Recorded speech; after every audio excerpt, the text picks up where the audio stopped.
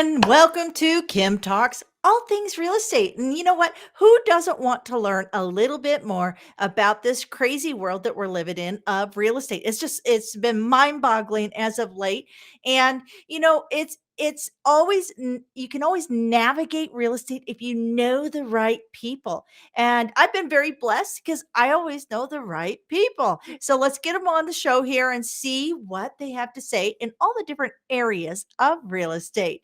So this is where we're sharing the insight to help you be a winner when it comes to real estate. So before we get started, be sure to check out queenofresilient.shop. This is our online store and it's a lot of fun. There's some sassy things in there. So straighten your crown, shop around at queenofresilience.shop.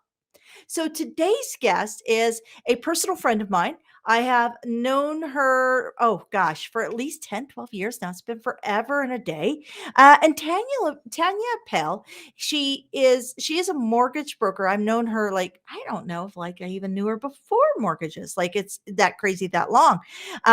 She's with Axiom Mortgage Solutions as a licensed broker of over 10 plus years with an educational and experiential background in advertising, public relationships or relations, not relationships. Okay. It's 7 o'clock, folks. She is the VP of marketing and communications for her brokerage, a role that allowed her to marry her love of turning the dream of homeownership into a reality with the love of all things creative.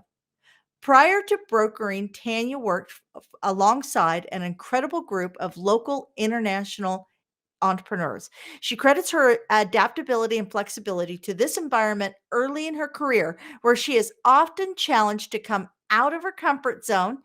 This broadened her experience to include business administration and operations, trademarking, international logistics, freight forwarding, graphic design, as well as pitching to national buying groups, corporate event management, and public relations support for a major Canadian railway. So Tanya is more than just the voice of how do you get a mortgage and where do you go, but really the overall arcing brand of why trust Tanya. So let's get Tanya in here and see what she has to say. Hello, Tanya. We, Hello, Kim.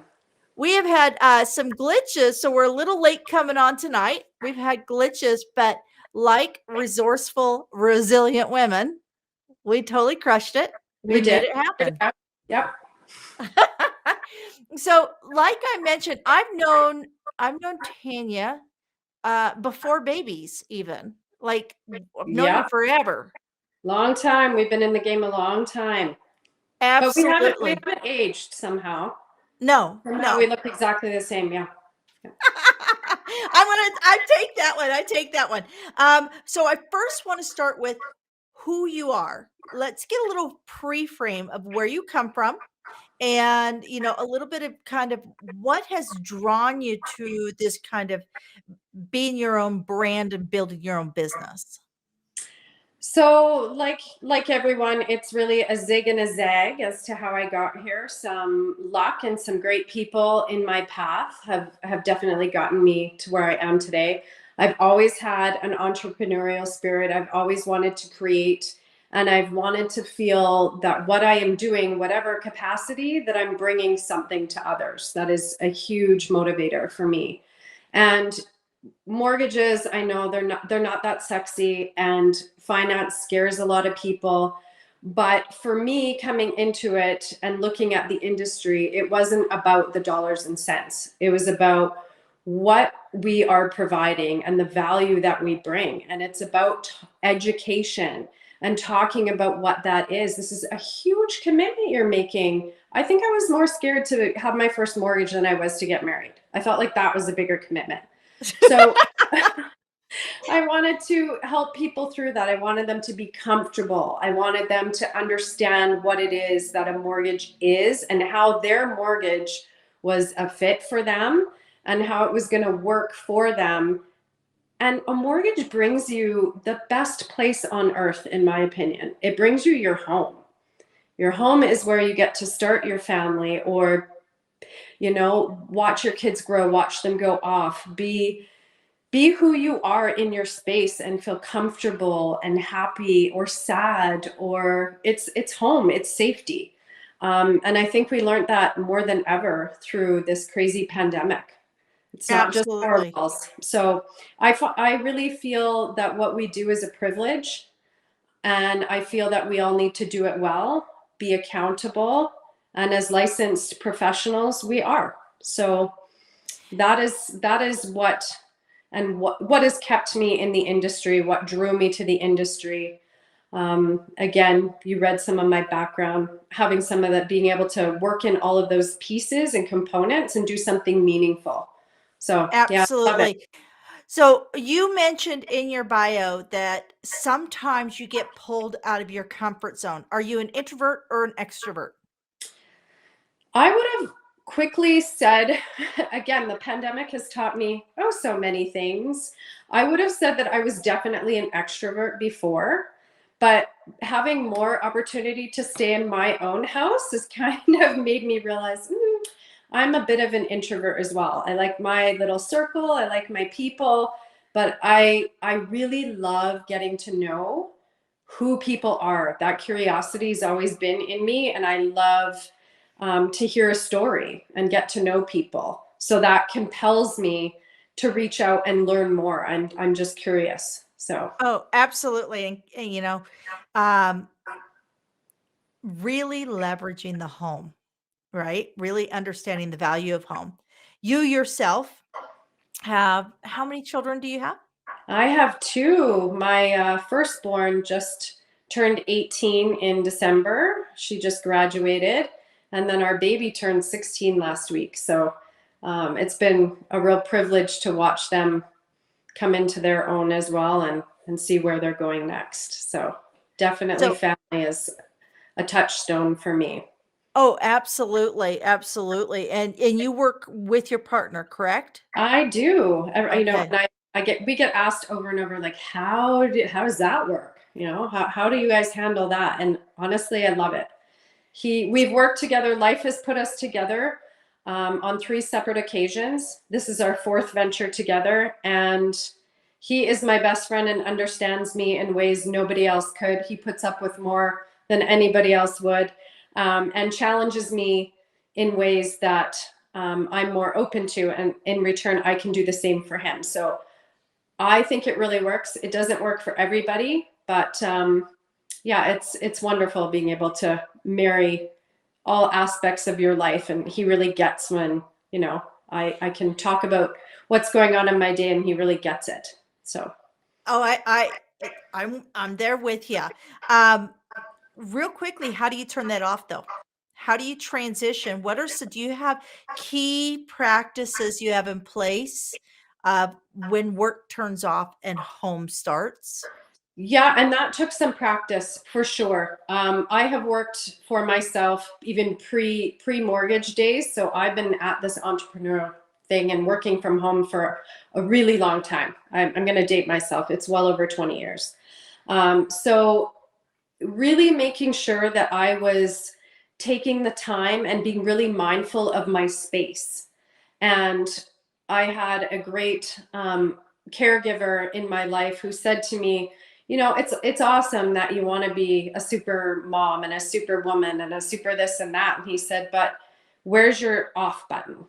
So what are you doing? Where are you working from? And I'm like, well, my laptop. And he's like, and so your work can follow you all over your house. And I was like, yeah, actually, you bring up a good point. So it was just carving out a spot that was just mine, so that when it was, everybody knew if I were in this spot and it started at my kitchen table, then that's a no-go zone, right? Wait till I'm done. Everybody learns their boundaries. And then as we evolved as a family, and I evolved as a business person, I made sure I had my own office space with doors that close and natural light and some distance from the partner I love so much, but like you get to have an office on another floor. And when work is done, those doors get closed. And if one of us, sometimes we talk work outside hours, but that helps too. We just turn it off. We'll go for a walk.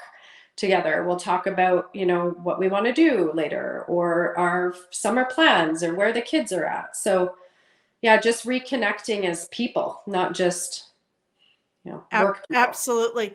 Yeah. So where we're going to take this is I want to ask a couple questions in regards to you as an entrepreneurial woman. And then and I'm going to give you kind of a heads up. Um, some with the way the mortgages are going, a little how crazy everything is. A lot of people are running scared. What are some tangible tips we can give people to pull in that anxiety and to look at things a little bit different, and maybe some actions they can put in place to, if they're not approved today, that they could get approved. So before we go there, I do want to tackle the female founder, the female entrepreneur, the female leader. Um, we're seeing a huge the resignation generation, and this is women over 40. And we're seeing a huge number of women who are leaving the security of the corporate world, that paid 9 to 5. Sorry, my dog is going crazy. There must be a squirrel on the back deck. I got mine was probably going to go next. So yeah. Awesome.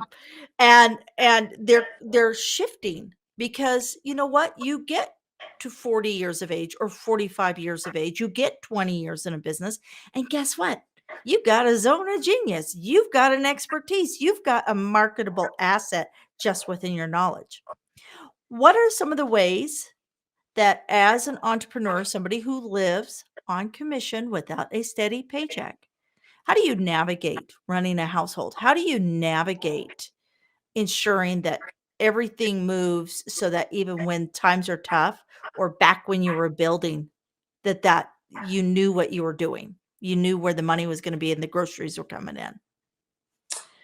Well, there's that comfort zone I talked about again. Never in a million years would I think that I would have got myself into a commissioned role. And no, I didn't always know where the groceries were coming from. Looking back, of course, hindsight is a beautiful thing, but I was more resilient than I gave myself credit for. And you get that with the wisdom with some age, and just really knowing that no matter what came at us, and there were some hard years, it's hard to start up, that you're going to figure it out.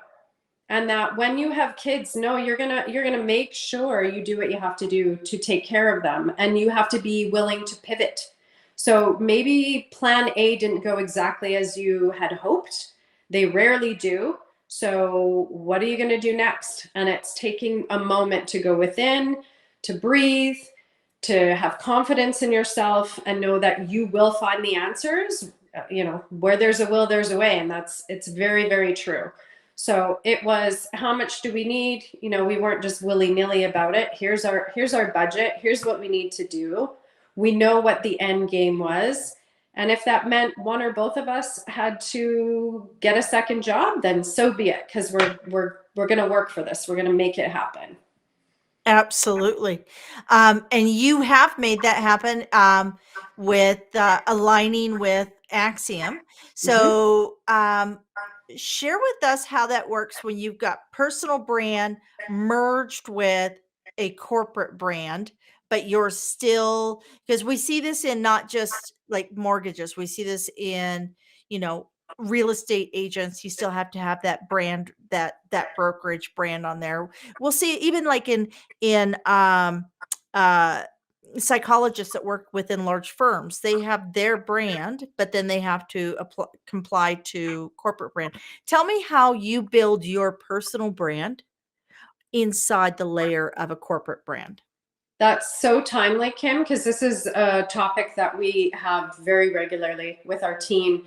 And so now I am helping those brokers build their brand. And we always say that you are your brand.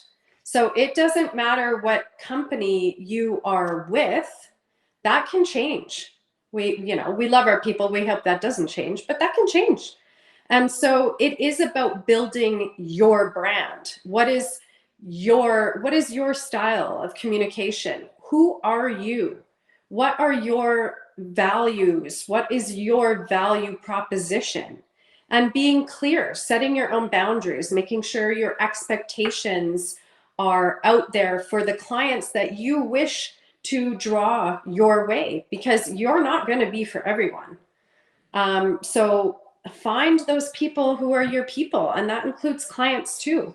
And they're going to find you because you're going to resonate. Your voice will make a difference. The way you're doing your business will make a difference. And what we do is important. And so that is how I stress that they should build their personal brand, is to really take a look at what it is that they want to do and how they want to do their business, and make sure that they are doing it in an ethical and kind way. Absolutely. Absolutely. And we've talked a lot up to this point from the professional woman's side. And the reality is that everything we've talked about can be applied to a any female entrepreneur, coach, speaker, author, small business owner, or broker, right? These are basic fundamental principles of knowing your brand. Now let's flip the dialogue in knowing what you do well. General public, how do they know that they're working with the right person? I would say really start with your gut.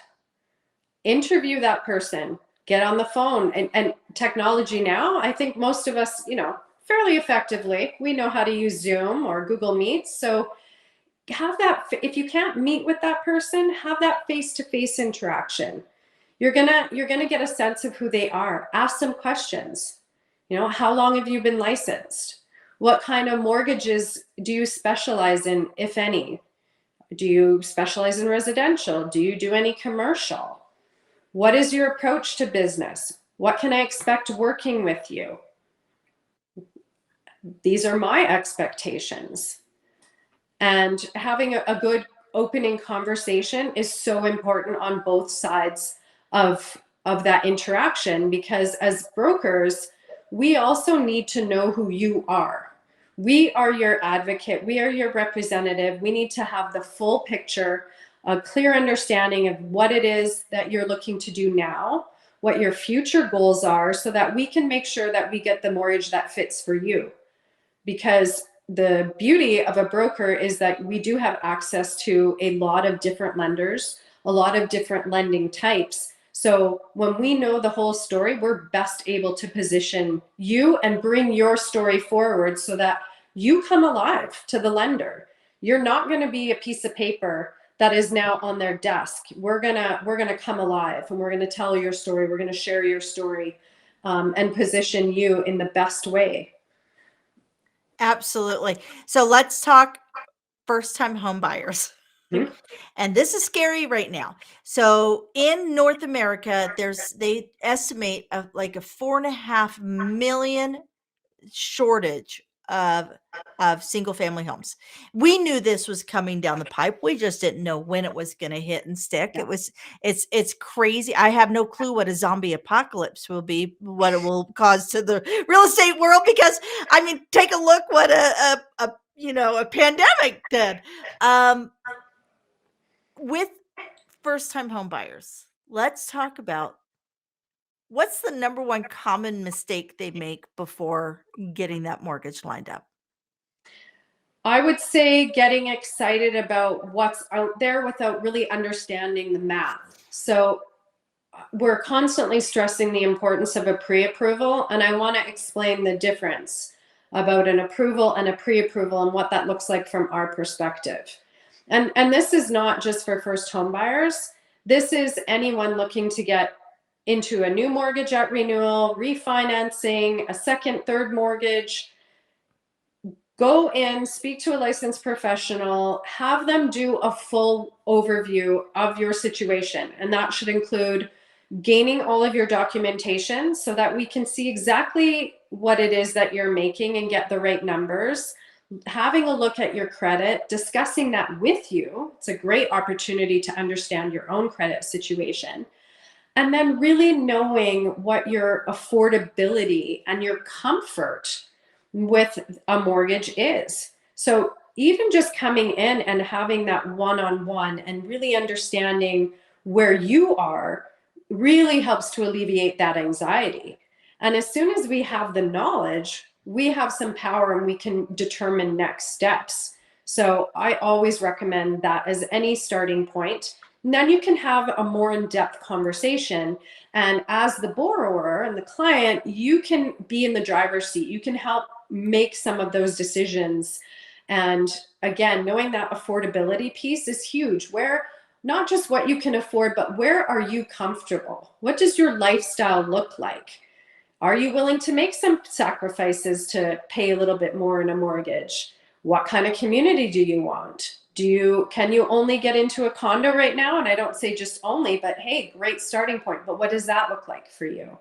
So I always used to tell my clients that even if this comes back where you need a little bit more time, it's not a no, it's a not right now. Let's make a plan for the future. Let's get you there. So I think a lot of people, especially in this environment, when headlines are coming at us and it looks so doom and gloomy, there's still lots of positivity out there. Yes, inventory is tight, absolutely. Yes, we need to get construction starts moving across the country. We are in a housing shortage for sure, make no mistake, but there are always options. There's always ways to go, and making a plan will help alleviate that stress. Absolutely. Okay, so um, with inflation, so we're seeing record inflation. So it's estimated that if you had a personal income of $80,000 last year, you actually need to add on about around another $500 to $550 a month in order to have sustain the same living standards. How does inflation play into qualification when housing prices are going up and we're looking at a interest climb? How are you helping people navigate that? Because that's a huge mind shift. Absolutely. So, and it does, as those rates are climbing up, we have to be prepared as homeowners and would-be homeowners to adjust our expectations. And that's difficult because if you've been saving for years for this down payment and you can see the finish line is there, and all of a sudden there's these rate increase increments, it feels like it keeps moving away from you. Someone's moving the finish line on you. So it's about adjusting expectations and looking at, the house that you could maybe buy 2 months ago, not quite as much house potentially, or maybe you have to adjust the location. But again, I believe that there's something out there. It's about building the plan and be willing to pivot.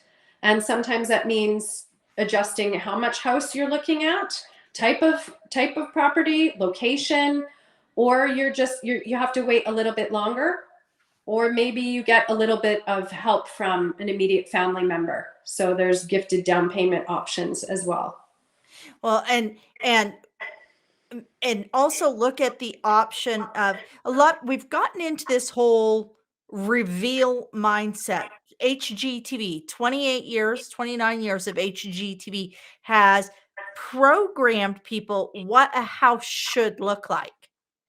Where the reality is a bucket of paint goes a long way. I know as a licensed real estate agent, I have actually gone in as a second listing agent, gotten people to repaint from the seafoam green, Yeah, and managed to literally get $10,000 more for the house for the price of paint. absolutely. So is there anything do you have any like checklist or suggestions or anything like that that you help or you can provide like through your website or anything for people that gets them to think creatively around their options? I would say that is very much, I'm sure you can speak to this in real estate. It depends on who it is that you're working with as well, because sometimes that's a scary proposition too, even if it's just a bucket of paint. How much are you willing to take on? So again, setting those expectations, making sure that it is something you're willing to take on, but the opportunity, I agree with you, it's there. Yep. And maybe you don't get your dream home the first time. Most of us don't. That's something that you get to work your way up to. It's a Exactly. privilege, right? Aspire to. Yeah. Absolutely. And getting on the property ladder is the key. If you can get in, this is not going to, in most cases, be it as a first time home buyer. This is not your one and only home unless you decide it should be. So just because it's a different version of what you had hoped, or it's something, not your dream home, it can be. Get on the property ladder. And as far as checklists, it really starts from our perspective. It's really about understanding that affordability. It's about getting that pre-approval so that we can look, because you might think, I don't think I can do this right now. I don't think I have enough money. I don't think I make enough money. I don't know that my credit is as good. And there's been plenty of surprises where I'm like, what makes you think you're not quite there? Like, share that with me. And it's like, turn the screen because it's looking pretty good from over here. Here's why. And then, oh, so we can provide some of that insight for you. And maybe you are ready.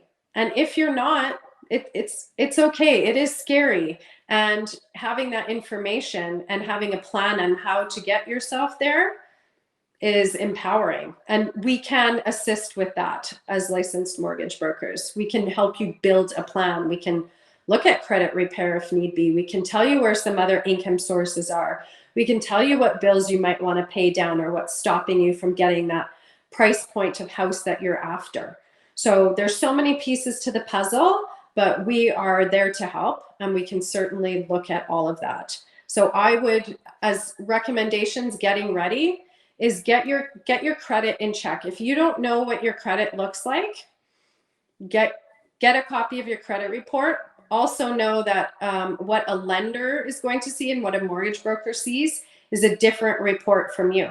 So getting in touch with a broker and having them pull your credit and review with you is a huge tool. So again, know what your credit situation looks like, understanding how to manage your money, making sure that you're putting aside enough for a down payment and how much down payment that might be for you. The minimum is 5%, but the lender might want to see a little bit more. Maybe you need a cosigner. Maybe you're ready to rock and roll and you didn't think you were there yet, but you can go. So Absolutely. Okay, so here's a question for you, and I keep saying absolutely because I 100% agree with you because I've been in real estate so long. Everything that you're saying, I so agree with. And Doug says I need to expand my vocabulary. So let's absolutely can be your 100%. word. Okay, I'm curious. I want a mortgage broker's opinion on this. Because of the shortage of housing and because of the cost of building and because of the supply chain issues we have, the cost of land and everything. One of the things that is definitely an option, I believe, is modular homes or tract styled home developments. And I know in the States we're starting to see more of that. What is the opportunity? Is there anything in place mortgage wise to get that first leg in to at least own something? Now, when you're talking, I just want to make sure we're talking about the same type of property. When you say modular, are you talking about like in a fixed mobile Yeah. home situation? Yes. Yes. So particularly, now this might vary in other regions. I'm going to speak specifically for Alberta because that's where I live. Lenders don't love them because the first thing that they are looking at when it comes to a property is marketability. And they are not the most desirable and they are not the most marketable. So they don't love them. I would say if you are looking to get onto the property ladder and you can't quite get into the row housing, townhouses, duplex, that you look at a condo. Condo. Okay. Yeah. Do you foresee that shifting at all? Because I know Warren Buffett, one of the wealthiest guys Yeah. out there, that's all he's been investing in for the last 20 years is modular homes, mobile homes, the parks, the land, all of that. And I know that construction wise, when we see prefab like Nielsen Homes, down just in southern Alberta, they're the same construction mandates as a starter home, right? So they're built in the same fashion. Mhm. Do you see, are you hearing anything from the mortgage, from the money side of the industry around alternative housing? Like, I know that we've seen things where it's like we're seeing, uh, that some of the people are doing the big steel boxes, what are Mhm. those transport Yeah. boxes and things The like that. prefab, yeah. Yeah. So are you seeing any creative solutions or language around alternatives to the housing shortage? I think sometimes it takes a little bit more time for them to catch up, but certainly as we see a demand for something, then there's more opportunity there. So I think, like you say, some of those more creative, they're already looking at some mini houses and micro condos and things like that. So I think there is an opportunity. Is there a huge appetite right now? Not that we see. Can that change? Yes. We are constantly seeing changes in our industry as to what we can do, what we can't do, what is being offered, what gets changed out. It varies by region.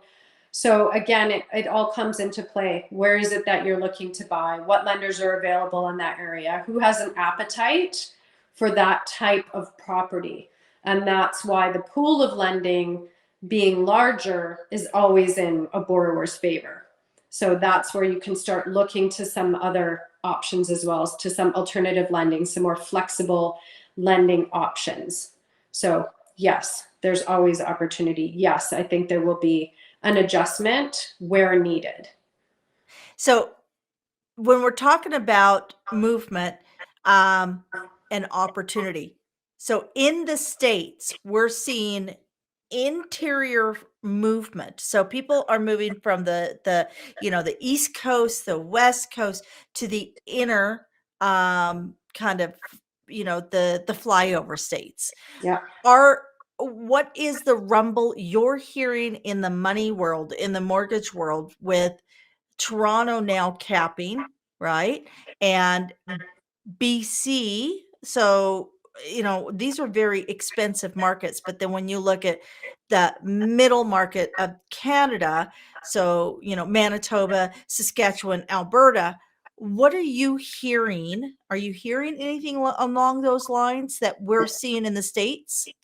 Yeah, there's definitely buzz about investors coming in, primarily from Ontario, from the East, some BC, but a lot of buzz about Toronto investors investing in Calgary, in Alberta, because we are an affordable place to be. So, yes, we definitely see some of that happening up here as well. Excellent. Yeah, I was just wondering that because, um, I see the big trend. What about smaller markets outside of Calgary, outside of Edmonton? We're in the United States, they're seeing, um, fluctuation outside, like within 40 minutes of the downtown core. Those areas seem to be really building up also. What do you have around? I know everybody says location, location, location. What is the trend that you are seeing, from the money side of things? Uh, are we seeing a buildup or a demand in the suburb areas, or are we seeing an influx for downtown? I think that we are still seeing that movement into some more affordable neighborhoods. Obviously, as that demand goes up, we are seeing those now. Some of those prices come up in places like Yeah. Airdrie and Chestermere.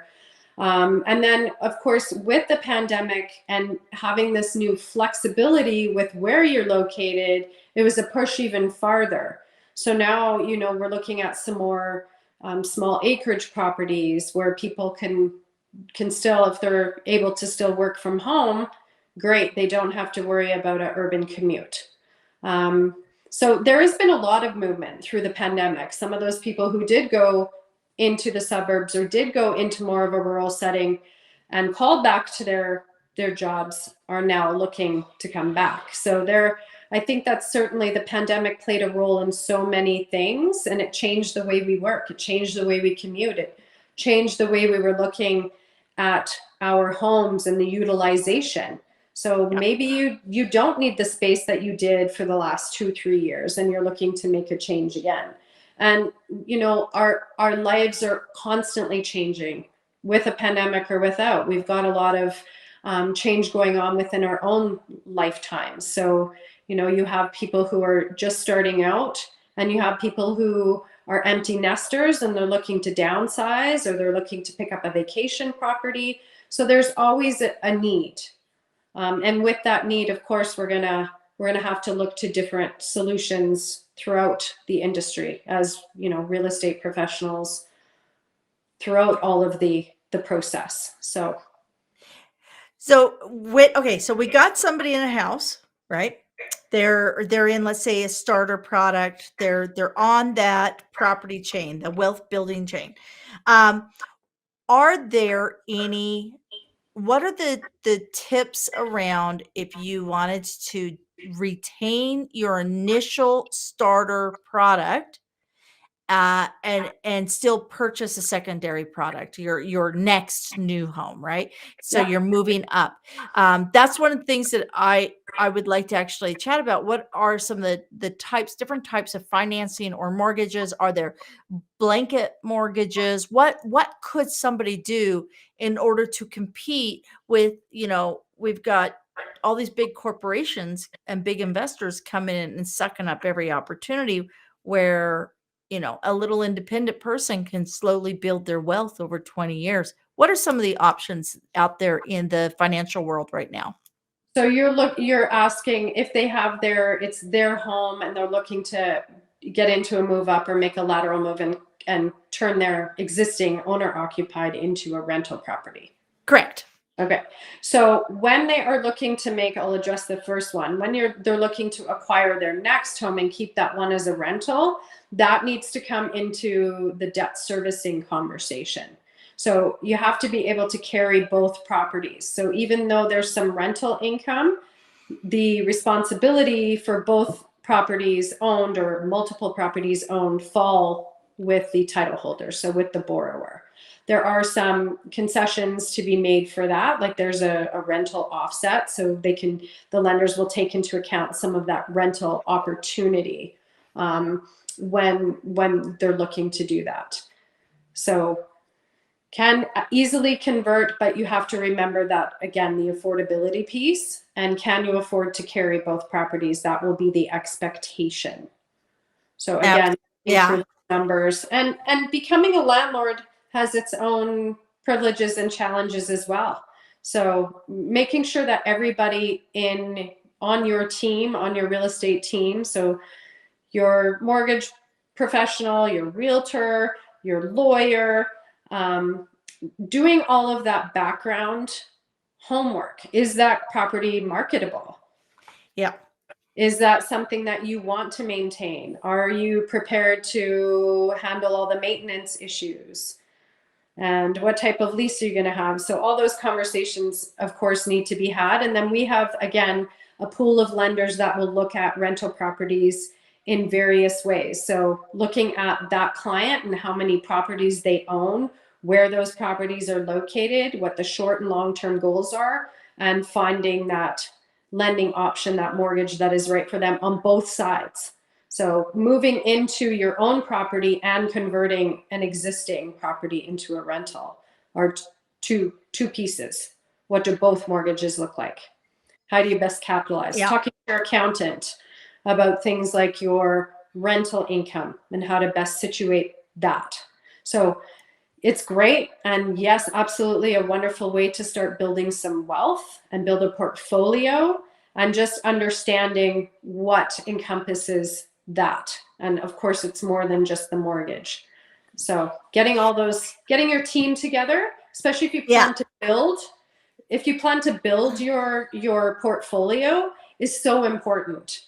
Understanding how much you can expect to make, what your your income is going to look like off of that. Who will allow you to own how many properties? How can you best situate yourself, and with your accountant as well? That's what I'm hearing is get your team, know who you're playing ball with, know who has your back. Okay. And So get educated yourself, right? So yes, getting the team together that you can trust, who know what they're doing, and also educating yourself along the way, I think is huge, especially if you're going to jump into the realm of being a landlord. so so when we're talking about education, book, is there a book out there? Is there somebody that they should follow? Is there anything through like CMHC or any kind of Canadian? Where can they go to find information? So CMHC is a great resource. I'm glad you brought them up. They have a lot of first-time home buyer, particularly for the first-time home buyers, and education surrounding that. Also, new to Canada, business for self is another huge area.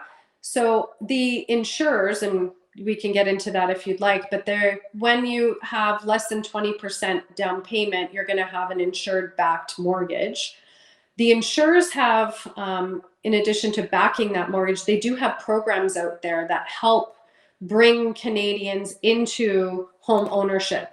So Sagen is another one, SAGEN, that's another insurer. CMHC, they both have great resources. The Government of Canada is a great stop as well, and getting into what those incentives look like for buyers. So there's a lot of government incentives out there to help existing homeowners, to help new to the market homeowners. What else can you tap into to bring that affordability into light? And again, I'm just going to keep plugging mortgage brokers, but speaking to a mortgage broker and asking those questions as well, going back to what you said, like, can you tell me about some incentives that I might be eligible for? What does that look like? And acquiring some more information around that. There's opportunities there as well. Is there anything uniquely post-pandemic that's come up that is helpful? Because I mean, we've got all the negative stuff out there. We've got inflation, we've got no houses, we have, interest rates going up. Is there anything that spun out of like for support on mortgages through the pandemic? So the insurers, again, and lenders really came to the table and were looking at ways to help people who were already mortgage holders maintain their home. So looking at some of those areas where you could put a little bit of a freeze on your mortgage. If you're finding yourself in any sort of financial distress, talking to your mortgage broker if you've got one first. If you don't have one, call one of us up and we can help look at the situation and point you in the right direction.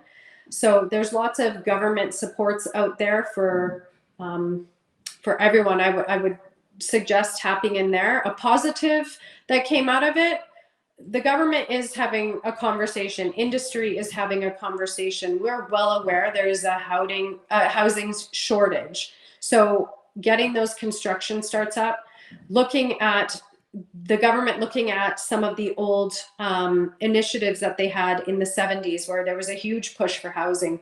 Where do we need the housing? How do we get the provinces involved in that conversation and working together across different levels of government and working with industry to get those houses in place? So we really do need to get our inventories back up. So the fact that conversation is being had and it's being had loud enough that we can all hear it, I think is a positive. Will it happen as quickly as we would like or as we need? No, it's going to take time to catch up. Inflation is always a scary word, and we know that our salaries aren't keeping up with inflation like they used to a few generations back. So it is really about looking at your own situation and sometimes making the hard decision about not getting those little extras if you're really working hard to get a down payment saved. And maybe And look at all the options out there. I mean, is the property able to be an R2 and you can put a small suite in the basement? So now you help out somebody else. You offset your costs. So there's lots of things going on out there for sure. Yeah, and you bring up a good one, Kim, really that, and some of the new construction I've noticed in the south end of Calgary is actually advertising that you can get a legal suite with your new build. So that's Yeah. a great way to, even if you're sort of dipping your toe in the area of maybe I want to be an investment holder and I want to look at being a landlord and I'll build a portfolio, you can be right on site. You can have one unit, you can have a renter in the other. Like you said, they can help you pay down your mortgage and build some of your wealth, and you can help somebody have a home. So I think that we are looking to creative ways to doing that and finding and being flexible with what we're looking for. Absolutely. And there I go again. There we go again. Absolutely. Awesome. Fantastic. Supercalifragilisticexpialidocious. We're going to find some different words here. So I just wanted to point out anybody who's listening who is in the first time home ownership space, CMHC, there's several of these sites that also have home maintenance. The investment doesn't stop once you put the deposit down and you have your monthly. You actually need to look at budget, approximately 2% of the home value every year that will be invested back in, because keeping a home top maintenance is really critical. I personally have gone into homes and it's had deferred maintenance, and it will take $20,000 or $30,000 to get that home up just so it could actually be competitive versus being given away in the deal or reveal. So there's lots of resources out there. Tanya, can you share with us again your website and also some different resources you believe that everybody who's coming into the home ownership space need to look Absolutely. at? Yeah. So our corporate website is Axiom, AXIOM, mortgage.ca. And I'll also throw out my email because we have a fantastic mortgage guide. So it is a 24-page handbook. It goes through everything, assembling your team, what roles that team plays for you, how to prepare yourself for a mortgage. We've got Mortgage University at the back of that guide, some of the lingo that you want to familiarize yourself with. So you could do a little light reading on mortgages, and then definitely talk to a licensed mortgage broker at axiommortgage.ca. And we'll help you guys out. So my email, and I don't know if you want to throw it up on screen or how you want to do it, Kim, but my email is Tanya, Tanya .appel, APPEL at axiommortgage.ca. And we'll put that in the bio in the write-up afterwards in the blog and also on the show notes. Real quick before you go, I always ask a quote. I'd love to know something that, because you're before we sign off, what do you do for fun? For fun, okay, I'm gonna make myself sound like a total nerd, but I absolutely love reading. Like I love, and I always have, just getting some of that quiet time and getting immersed into a great story is fantastic. I love walking. I love hiking. I just can't get enough of our fresh mountain air and heading out. Anytime I can head out to the mountains for a walk, it makes my heart sing. So I love being in the mountains. I love hanging out with my favorite people, my family, my closest friends, entertaining and just opening up my home so that we can all share a meal or share a laugh. That's what I love. What's your favorite book? One of my favorite book is so hard. There's so many. One of my favorite authors, though, is Ryan Holiday. So he is a student of Stoicism, and I just love how he brings all of that ancient wisdom throughout the ages, not just the ancients, but some of that wisdom through our great thinkers of our times and our great leaders, and how he can bring it right back to speak to us in our present time, and help us find our center and look at things in new ways and find some resiliency and just slowing things down and finding a way to find your purpose and your path. So when we're looking at stoicism, what's a quote your go-to? So when a day is rough or you're tired, things aren't going the right way, you have a client maybe that's crushed that because they got to wait 3 months or they can't get the house that they thought that they were for sure going to get. What's a quote that keeps you feeling inspired and moving forward? I really love, again, it's from the School of Stoicism, but I really love the obstacle is the way. And something might feel so insurmountable in the moment. And if we can just find a pause, if we can hit pause for just a moment and really know that we have it within us to find a way. Sometimes it's not about moving that obstacle, it's about walking around it. What's on the other side of that this way? What's on the other side of that that way? And knowing that you're going to find the way. And sometimes the biggest thing that feels like your biggest competitor, your biggest obstacle is the solution. So if we Wow. don't resist everything, we'll find our way. Wow. And sometimes that way is a person on the other side of the rope throwing that rope over the wall to give you a heads up. And that's where making sure you have the team to help you achieve the dream all lined up. That's really important. For sure. I heard it today, actually. I had an opportunity to go to another wonderful conference, and one of the speakers was talking about who are your board of directors in your life? Who are your key players in your life? And you can be so lucky if you have 5 people that will always support you, will tell you the hard truths, that will be your cheerleader when you don't quite feel the rah-rah going on in your own heart or in your own head. Come back to those people, come back to your support system, because we are all here to do great things, whatever that means to you, whatever that looks like in your lifetime, in your space. But we have people, whether we can hear or see them or not, that are standing up and cheering and walking next to us, holding us up. So yeah, 100%. Your support people, and that comes in a variety of ways. So So that's part of it. always be open, always be open.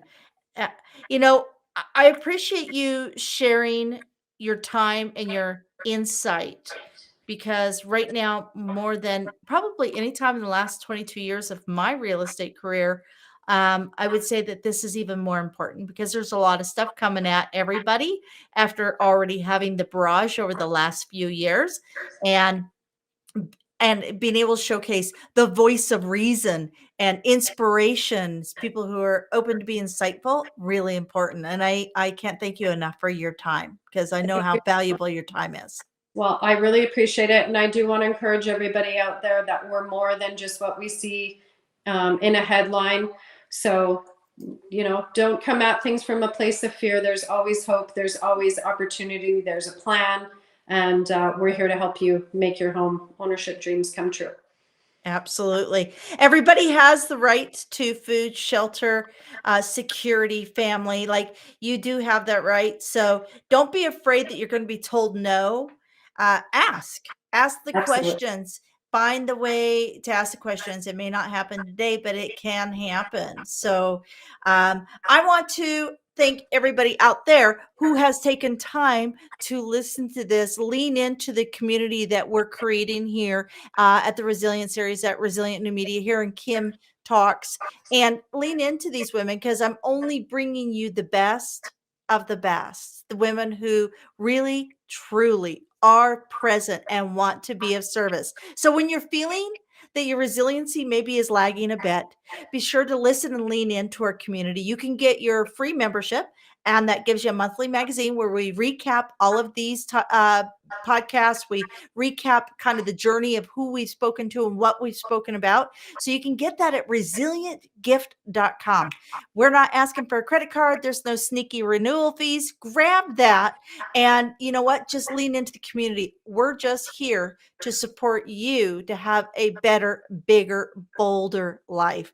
That is it in a nutshell. So celebrating female founders, coaches, entrepreneurs, authors, speakers, and those who aspire to be any and all the above. Lean into our community. And so until next time, I just want to say again, thank you for sharing your most valuable resource